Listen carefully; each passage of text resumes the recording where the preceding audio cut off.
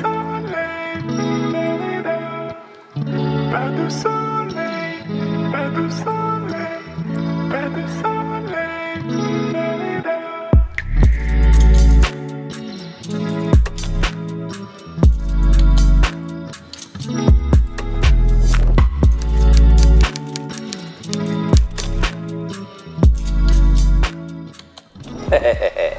Ini kalau lo tanyain waktu umur 26 27, ini nih gue pada saat gue 27 kayaknya ya. Ini pas gue lagi zamannya Radio One. Radio One itu sekarang udah berubah menjadi Jak FM. Nah, kalau di foto yang ada di majalah ME ini pas gue baru recovery dari kecelakaan. Jadi gue terlibat sebuah kecelakaan yang cukup berat karena gue harus ngalamin patah di rahang, terus gusi gue bagian yang bawah itu kebelah, jadi akhirnya gue harus operasi. Sebenarnya half face off ya, karena di black di bawah sini, muka kulitnya ditarik, dipasangin titanium di sini gue, seumur hidup nggak bisa dilepas-lepas. Nah ini gue baru recovery dari operasi nih. Masuk di salah satu rubrik, ini bukan rubrik ya. Buset, di sini nih berat gua kalau nggak salah masih sekitar 75-an nih di sini. Anjay, kurus banget gua di situ dulu. Sebenarnya aslinya berat gua karena gua dulu atlet ya. Gua tuh dulu atlet softball sama baseball.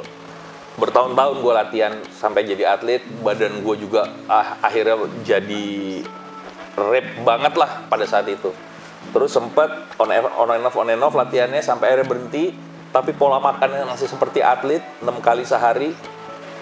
Jadilah badan gue besar sampai 99 kilo. Kecelakaan jebret turun sampai 70 kilo karena nggak bisa makan.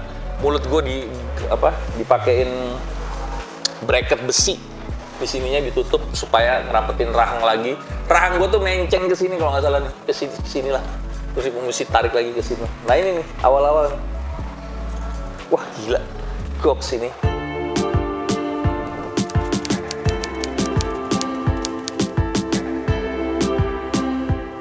Message apa ya? Jadi gini, di hidup kita nih kadang-kadang kita dikasih kesempatan kedua beberapa kali. Jadi nggak hanya kesempatan 2 sekali, kesempatan yang baru lagi 2 kali nggak. Tapi bisa jadi di kehidupan kita tuh kita dapat beberapa kali kesempatan kedua untuk melakukan hal yang lebih baik dari sekarang. Nah ini adalah kesempatan kedua gue. Kalau lihat keadaan gue, mobil gue, lo pasti mikir ini nggak bakalan hidup ini. Orang gue dihajar sama bus dari kanan di perempatan Fatmawati dulu. Ini kesempatan gue untuk memperbaiki I think it's my life gitu ya. Jadi kehidupan gue tuh orangnya tuh nggak dari dulu nggak pernah punya rencana, selalu ngejalanin let it flow. Ya bandel, asli gue bandel banget. Bandelnya macem-macem ya, bandel anak laki lah ya. Biasa, tapi kemudian bandelnya itu naik level, main cewek. Nah itu udah selalu. Jadi akhirnya gara-gara itu mungkin ya dikasih peringatan, dan bahkan sampai sekarang aja gue tuh masih yang kadang-kadang dikasih peringatan juga bahwa hey, lo nggak boleh gini ya, lo nggak boleh gini. Oh iya gitu sih sebenarnya.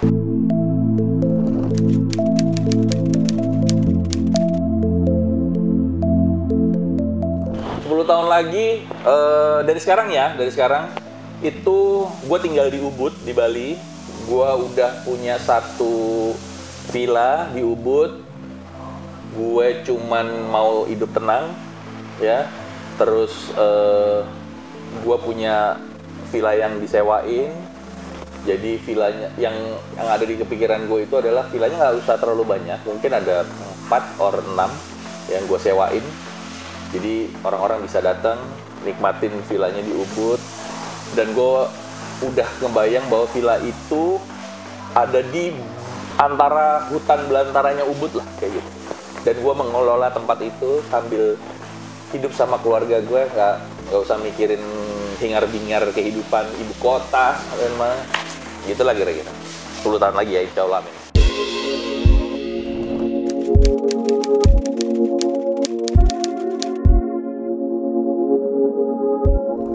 paling heboh, aduh apa ya kenakalan gue?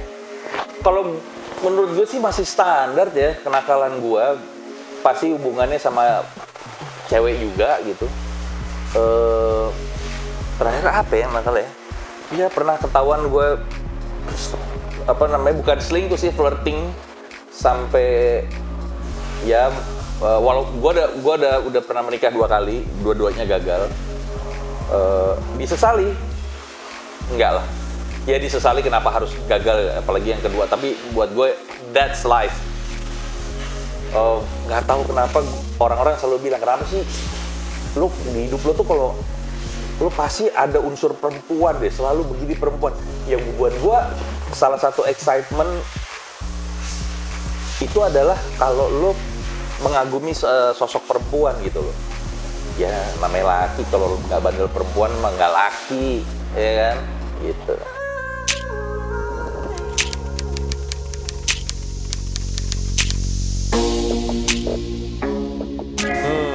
Menarik, ini menarik karena gini, di satu sisi kalau dari zaman muda pasti kalau misalnya anak-anak laki itu pasti ngelihat yang namanya bagian dada, ya kan. Wih, dadanya gede gitu. Terus pas udah mulai seumuran, masuk di umuran gue, itu sekarang udah nggak ngelihat lagi yang urusan dada apa. Kalau di gue lebih lihat ke bagian bokong ya sekarang. Dan buat gue mau sensual, mau seksi, mau bitchy, itu tergantung dari pembawaannya dia sebenarnya. Tapi gue lebih pilih yang sensual, karena pada saat dia sensual sekaligus dia bisa seksi, sekaligus dia bisa bitchy.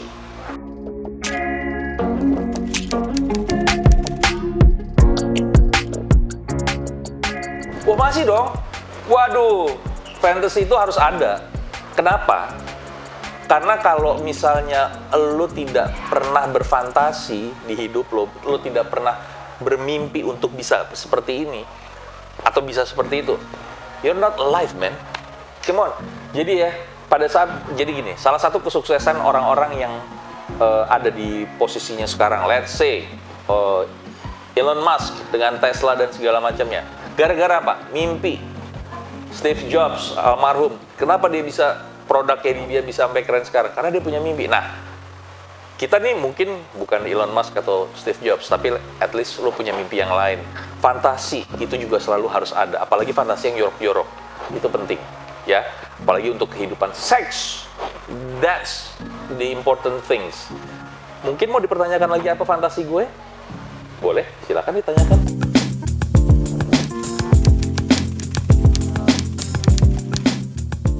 Dengan umur sekarang, this is my dark side. Jadi gini, ini gue harus jelasin dulu ya. Ini menurut gue ya, kembali lagi menurut gue. Menurut gue setiap orang itu harus punya dark side yang dia harus kontrol dark side-nya. Ibarat kayak Hulk. Bruce Banner jadi Hulk itu adalah dark side-nya dia. Yang dia kadang bisa kontrol, kadang nggak bisa kontrol. Nah, kita sebagai manusia yang beneran, itu kan Hulk cerita gitu ya. Kita harus punya dark side yang memang harus kita bisa kontrol. Salah satunya adalah fantasi itu dalam hal seksual. Jadi kalau gue pribadi adalah fantasinya threesome, and it's always buat gue gitu, dengan 2 wanita. You know what I mean?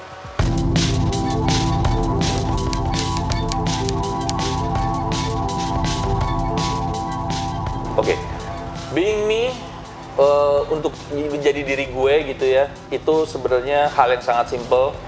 Gue itu gue orang yang tidak suka dengan keteraturan. Jadi rutinitas buat gue it's boring. Gue tidak pernah suka dengan otoritas. Gue maunya santai aja. Gue serius sama soal pekerjaan gue. I'm always having fun with everything. Jadi kadang-kadang orang banyak yang nganggep bahwa jangan deh, saya nggak serius karena bercandaan. Ya buat gue adalah pada saat lo dihadapkan sama satu hal berat, kalau lo ngadepinnya berat juga, lo nggak akan pernah bisa nyelesain. Makanya santuy aja, kalau orang-orang sekarang bilang santuy aja, tenang aja, sambil dibawa bercanda, Terus terkadang lo harus keras sama diri lo sendiri, ya. Supaya apa? Supaya memicu lo untuk keep moving forward. Karena kalau enggak, lo jalan di tempat, lo nggak kemana-mana, lo punya ide, cuman jadi ide, tapi yang ngejalanin orang lain, kesuksesan diambil sama orang lain, man, come on. Lo mau kayak gitu? Gue sih nggak mau. Gitu. Being me, it's easy lah pokoknya. It's easy.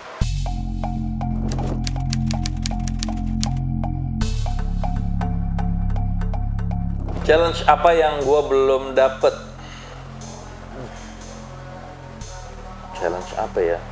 Gue selalu menganggap semua yang gue hadapi itu adalah challenge. Baik yang belum terselesaikan maupun yang sudah terselesaikan dan udah lewat. Tapi challenge yang paling, gue hadapin sekarang dan sedang gue hadapin itu adalah running a company. Dari dulu gue udah punya keinginan itu. Gak tahu kenapa challenge itu gue gak pernah berani untuk ngambil. Ayo bikin sebuah perusahaan. Ya emang lo kata bikin perusahaan kayak lo goreng tempe gitu kan, nggak juga. Tapi gue balik lagi, ternyata pada saat waktu dulu it wasn't my time. Itu belum waktu kita. Ternyata sekarang itu adalah waktunya untuk membangun si company itu. Karena memang kita jangan pernah ngeburu-buruin sesuatu di kehidupan lo. Lo harus ikutin step by step, lo harus ikutin prosesnya. Nah sekarang ini adalah proses yang udah gue pelajarin dari dulu untuk running sebuah company. Challenge-nya yang paling gue hadapin adalah bagaimana si company ini bisa berjalan dan mendapatkan investor. Jadi gue punya company berlima sama partner gue. Kita berjalan di dunia digital communication, which is challenging banget karena persaingan dengan agensi-agensi besar lainnya. Kita harus bisa ngebuktiin bahwa a small agency local itu bisa bersaing, itu bisa perang sama agensi-agensi besar. Susah banget. Tapi apakah bisa? Bisa, tenang aja. Kalau misalnya kita bawanya santuy, gua rasa sih aman-aman aja gitu.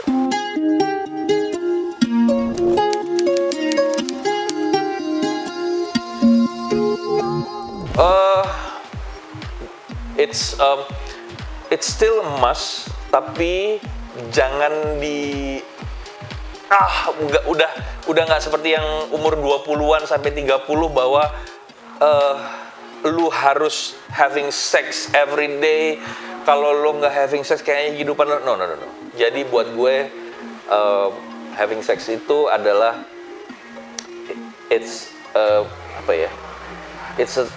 stress relief yang pada saat lo lagi beraktivitas lo tegang dan pada saat lo selesai di hari kerja lo, you end up having sex with your loved ones gitu.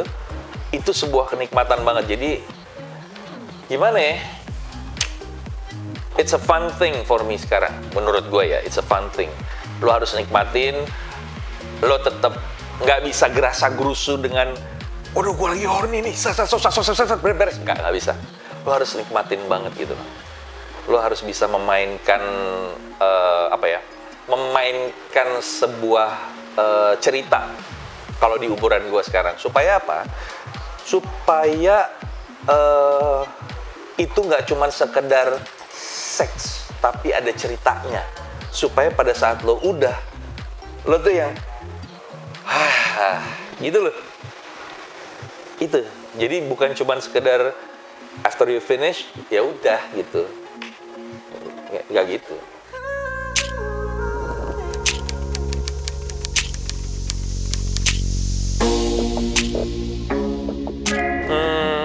Sitting on a beach. Gua kalau misalnya besok misalnya, if I die tomorrow, what I will do today is sitting on a beach. Karena laut dan pantai itu yang bisa nenangin gue. Dan gue akan pegang kamera gue foto sebanyak-banyaknya orang yang lagi ada di pantai itu sendiri, laut itu sendiri. Abis itu gue kasih fotonya buat orang-orang itu. Bahwa this is memori dari gue ya. Moga-moga lo suka. Moga-moga ini. Karena gue pada saat, gue kan suka motret. Jadi pada saat gue motret pun gue berusaha mendapatkan sebuah cerita dari orang yang gue potret. Jadi bukan sekedar beauty portrait gitu, enggak. Tapi ekspresi mereka, momen mereka ketawa, momen mereka diem, momen mereka berjalan, itu yang gue capture di foto-foto gue. Makanya kalau misalnya bisa, ya itu, sitting on the beach with my beer and my camera, capturing all the moments, the last moment. Habis itu ya udah, saying goodbye to everyone.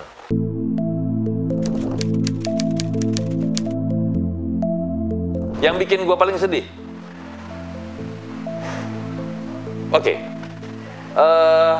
yang bikin gue paling sedih adalah pada saat gue ditinggal sama anak gue. Karena gue pisah sama my ex. Everyday dulu gue jalanin sama anak gue. Dia sekolah gue jemput. Kalau misalnya gue nggak bisa jemput, ada my driver yang jemput dia. Habis itu kita pergi, kita ketawa-tawa. Berantem-berantemnya gue sama anak gue karena ini anak susah banget dikasih tahu, dia keras kepala banget gitu. Sampai akhirnya sekarang ya gue sama anak gue sih it's fine, not affected by the separation, enggak. Tapi jadi susah banget ketemu. Sekarang kalau misalnya kayak mau ketemu, ya lagi begini, tapi at least pada saat dia mengalami kesusahan, dia lari ke gue, dan itu selalu menjadi challenge buat gue untuk, aduh, gue harus ngapain nih sama dia ya? Gue nggak boleh nih cuma sekedar belain dia.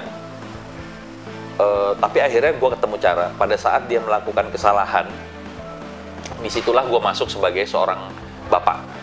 Gue nggak bilang gue bapak yang baik, tapi at least gue ada di sana pada saat dia mengalami kesulitan. Dan gue di situ menjelaskan, lu salah, tapi gue akan belain lu mati-matian.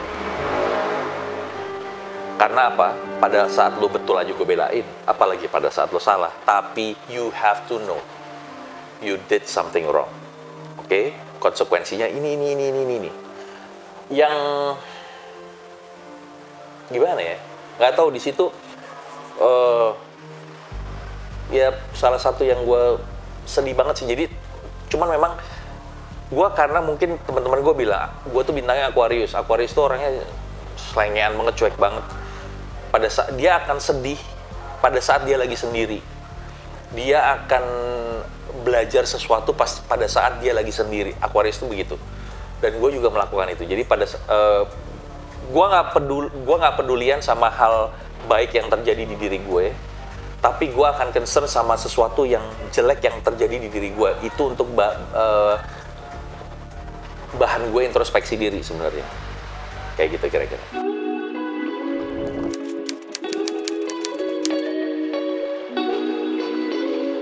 Waduh,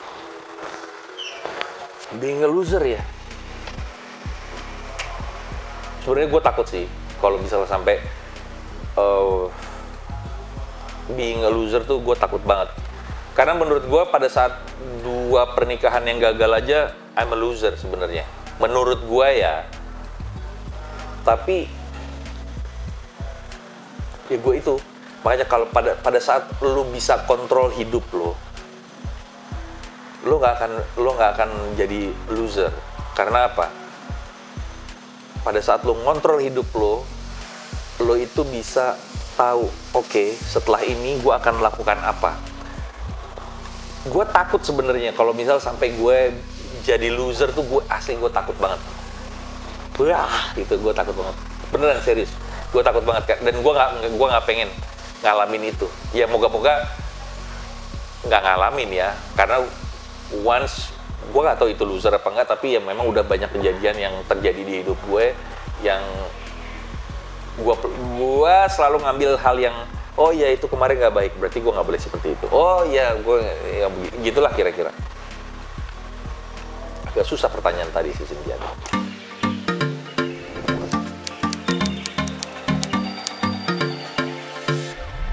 Wah, jadi it's an honor buat gue. Seumur-umur, Kak, gue dulu selalu orang-orang bilang, lu bisa jadi model, Syah.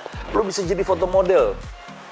Pertama gue jadi foto model itu gara-gara Mbak Geni. Mbak Geni itu dulu sama kerja bareng sama Mas Darwis Triadi. Gue nggak tahu Mbak Geni ngeliat dari sisi mana gue untuk bisa jadi model. Akhirnya gue jadi model lah, walaupun nggak berlanjut seperti Doni Damara dan model-model lain sekarang gitu, nggak ya. Tapi gue belajar banyak dari situ, gimana pose, gimana. Terus yang gue lebih seneng adalah gue sempet dulu ngomong sama Mas Darwis, Mas, gue boleh nggak belajar motret sama lu? Nggak. Lu nggak usah sekolah di sekolah, lu belajar sendiri aja supaya lu dapet feel-nya. Itu yang nempel di kepala gue sampai akhirnya gue bener-bener belajar motret sendiri. Terus how to handle a model, gimana bikin si model nyaman. Ternyata dengan lu ngobrol sama si model itu bisa dapat gambar yang bagus, foto yang bagus. Nah, Just Me Asia itu nggak tahu, tiba-tiba Cynthia dulu, Syah, lo jadi ini ya, gini. Gue nggak tahu juga Cynthia ngeliat gue dari mana gitu ya. Sampai ada di majalah ini, tuh lihat deh. Ya kan? Set, Sylvester Stallone namanya masih kurus. Nah, ini adalah di salah satu, ini di parkiran di Menara Imperium nih fotonya. Terus, nah buat gua nih, Just Me Asia, the next itu nggak cuma nampilin sosok cowok-cowok yang sukses, tapi bisa juga cowok-cowok yang lagi struggling, tapi dia kuat. Terus cewek-cewek tetap harus dong, ya kan? Cewek-cewek tetap harus. Tapi gimana? Ngasih lihat seksi, ngasih lihat sensual, ngasih lihat bitchy dengan pakaian lengkap. Itu adalah sebuah tantangan. Makanya Just Me Asia gua rasa bisa mengakomodir itu. Karena menurut gua seksi itu bukan hanya bikini dan toket kemana-mana, enggak. Tapi bisa jadi dengan kemeja corduroy, dengan celana jeans, dengan rambut diikat, dengan pakai kacamata, itu bisa menjadi the new sexy of everything menurut gue ya. Terus tato bisa jadi itu juga sebagai seksi. Kenapa gue pakai baju lengan panjang? Karena tato gue ada di mana-mana ya. Kebetulan ada satu tato bajai, tapi bajainya lagi narik jadi nggak ada. Nggak bercanda. Tapi cewek dengan bertato menurut gue itu juga satu hal yang seksi.